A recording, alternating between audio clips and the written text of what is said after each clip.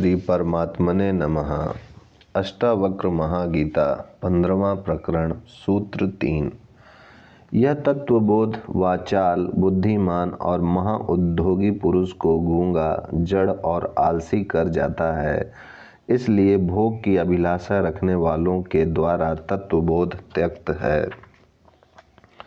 भोग और मोक्ष दो धुरियां हैं जो विपरीत दिशा की ओर जाती हैं। संसार है भोग एवं उसमें विरसता ही मोक्ष है। दोनों के बीच मन खड़ा है जो कभी भोगों की ओर आकर्षित होता है, कभी मोक्ष की ओर। दोनों ओर यह कभी भी नहीं जा सकता। भोगों में रस लेना, उनमें आसक्ति होना, सकाम एवं सउद्देश्य कर्म करना, फलाकांक्षा से कर्म करना संसार है। इसलिए जिसे भोगों में रुचि है, विषयों में रस आता है, उसके लिए यह तत्वबोध जो मुक्ति के लिए ही है त्यक्त है। क्योंकि मुक्ति में मिलता कुछ नहीं है, छूटता सब है। अनावश्यक सब छूट जाता है। संसार में फिर इसका रस नहीं रहता, इसलिए उसका मन फिर विषय भोगों की ओर भागेगा, जिससे उसका पतन होगा। ऐसा व्यक्ति फिर न घर का रहता है न घाट का। वह पाखंडी पथभ्रष्ट हो जाएगा। भोग की इच्छा रखने वाला वाचाल होगा, बुद्धिमान होगा, महान उद्योगी होगा, कर्मठ होगा, तभी यह भोग सकता है। किंतु आत्मज्ञान होने पर वह गूंगा हो जाता है, बोलने का रस ही समाप्त हो जाता है। वह कर्म के प्रति उदासीन हो जाता है, जड़ एवं आलसी जैसा हो जाता है, जिससे उसे और बेचैनी होती है। मन का सारा प्रवाह, उसकी सारी शक्ति चेतना की ओर ही हो जाने से संसार छूट जाता है। इसलिए अष्टावक्र की यह देशाना है कि जिसकी संसार में रुचि है, जिसे विषयों में ही आनंद मिलता है, जो पुरुषार्थी एवं कर्मठ तथा महाउद्योगी है, जो बुद्धिमान विद्वान है, पंडित ही जिसका आभूषण है, ऐसे व्यक्ति के लिए संन्यास, मुक्ति एवं मोक्ष का उपदेश देना उसको लाभ नहीं, हानि ही पहुंचाएगा। यह उपदेश ऐसे व्यक्तियों के लिए है जो भोगों से तृप्त हो गया है, संसार के समस्त कटु अनुभवों से गुजर चुका है, जिसे संभवतः संसार से विरक्ति हो गई है, वही इसका लाभ उठा सकता है, अन्यथा कोई लाभ नहीं होगा। सूत्र 4। तू शरीर नहीं है, ना तेरा शरीर है। तू भोक्ता और कर्ता भी नहीं है। तू वो चैतन्य रूप है, नित्य है, साक्षी है, निरपेक्ष है। तू सुख पूर्वक विचर।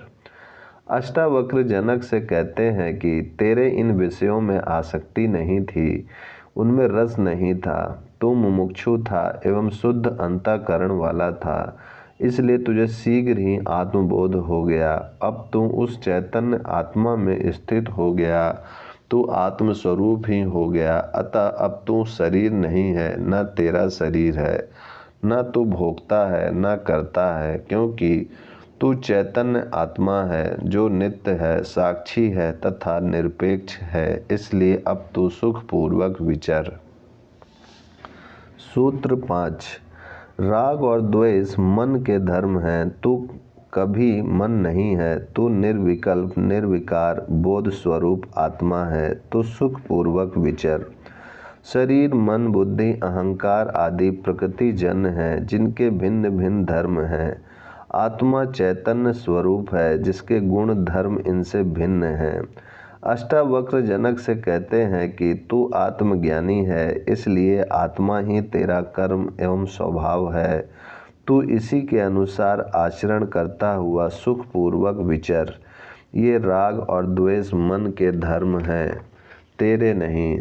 तुझ चैतन्य के धर्म नहीं, इसलिए तेरे धर्म नहीं है।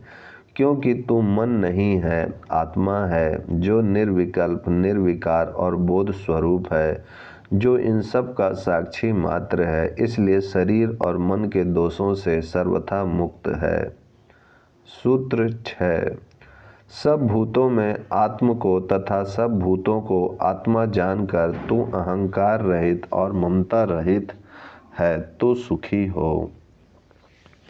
संसार में अनेकता का आभास होता है। व्यक्ति, पशु, पक्षी, कीट, पतंग, वनस्पति, जड़ चेतन, ठोस, तरल, गैस आदि पदार्थों में भिन्नता दिखाई देती है, जो मन का ही प्रक्षेपण है। मन हमेशा भिन्नता ही देखता है, क्योंकि उसकी दृष्टि सीमित है, किंतु ये सारी अनेकताएं एवं भिन्नताएं आत्मा के अज्ञान से ही प्रतीत होती हैं।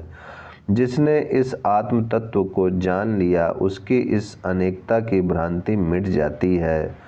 वह यह जान लेता है कि यह संपूर्ण सृष्टि उसी एक आत्मा के विभिन्न रूप हैं। इन सब के भीतर एक ही चैतन्य आत्मा का प्रकट रूप है।